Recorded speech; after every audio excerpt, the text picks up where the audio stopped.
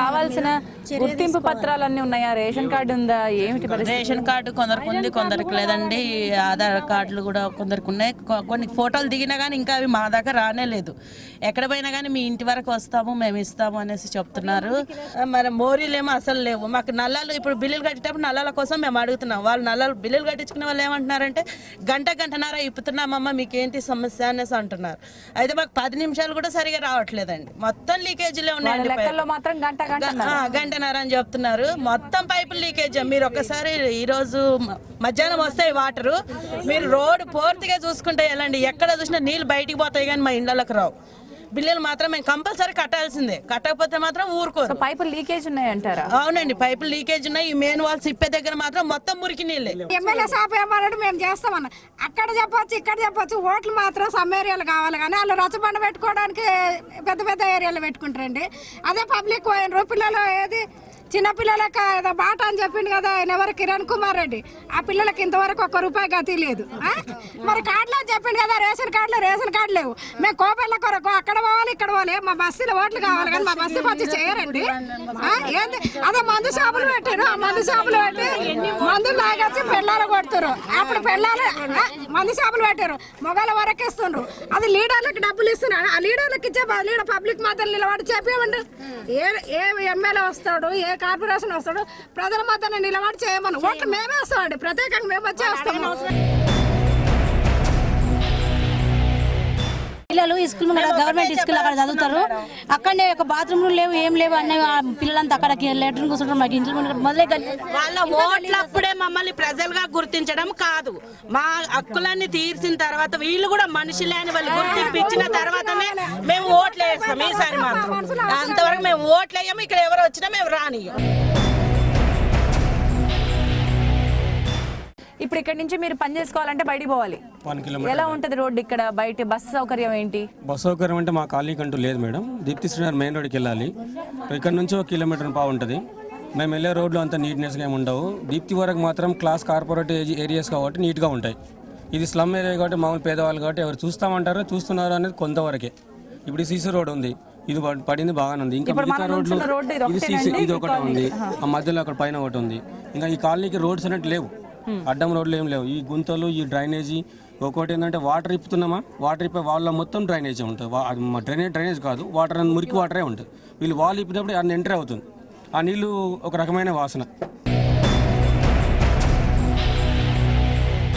దయచేసి ఏంటంటే ఎవరైనా సరే మాకు ఇంటి నెంబర్లు, రేషన్ కార్డ్స్, ఈ రోడ్లు, పేదవాళ్ళం అందరూ చిన్నపిల్లలు రోగం వస్తే కొండపూర్ హాస్పిటల్కి పోవాలి.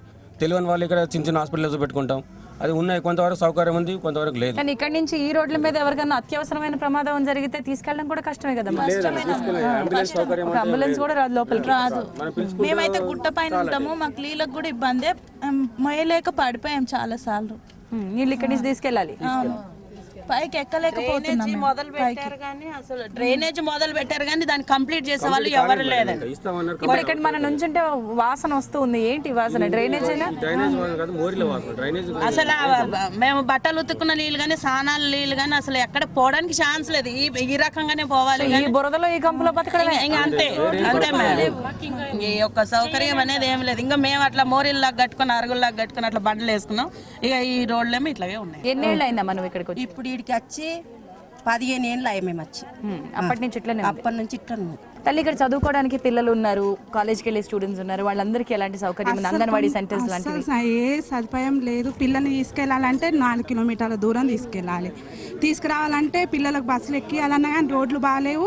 పిల్లలు ఇంటికి వచ్చేదాకా తల్లిదండ్రులకు భయమే. పిల్లలు వస్తారా, ఎట్లున్నాయి రోడ్లు? వర్షాకాలం అంటే ఇంకా భయం. అసలు ఏ సౌకర్యం లేదు. హాస్పిటల్కి వెళ్ళాలన్నా 2 కిలోమీటర్లు 3 కిలోమీటర్ల దూరం వెళ్ళాలి.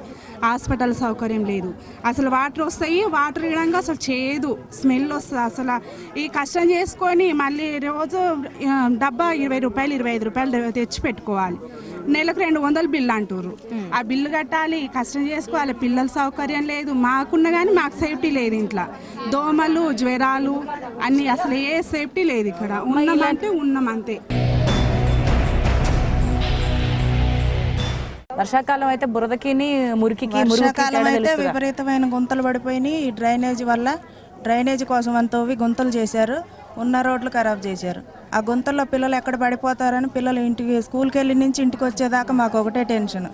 మీరు కొంచెం ఈ వీధి చివరి గమనించినట్లయితే పేరుకుపోయిన చెత్త బండ్లు రావు జిహెచ్ఎంసీ నుంచి, స్ట్రీట్ లైట్లు అసలే లేవు. ఇవన్నిటితో మాకు ప్రధాన సమస్య ఏంటంటే మా కాలనీలో బెల్ట్ షాపులు ఉన్నాయి. వాటర్కి ఇంత సమస్య ఉంది కానీ మద్యానికి ఏ సమస్య లేదు మా కాలనీలో. వీళ్ళందరూ రకరకాల రాజకీయ పార్టీ నాయకులు అనుచరులు అని చెప్పుకొని బెల్ట్ షాపులు పెట్టారు. ఇది మహిళలకు చాలా అభ్యంతరకరంగా ఉంటుంది. మేము ఆ రోడ్ల మీద తిరగాలంటే మాకు చాలా ఇబ్బందిగా ఉంటుంది. ఇది మాకు ప్రధాన సమస్య. చూడండి, అంటే ప్రయారిటీ ఏదో చూడండి, మంచినీళ్ళు తాగడానికి లేవు మొర్రు అంటున్నాం ఓ పక్కన, అదే పక్కన నిమ్మకి నీరెత్తినట్టుగా ఈ బెల్ట్ షాపులని పట్టించుకున్నట్టుగా. ప్రధాన నిర్వాహకం మన గవర్నమెంట్ నుంచి మహిళలకి పావుల వడ్డీలు, రుణాలు ఇవన్నీ ఉన్నా లేకున్నా పర్వాలేదు మేడం. ఈ బెల్ట్ షాపులు ప్రధాన సమస్యగా ఉంటుంది.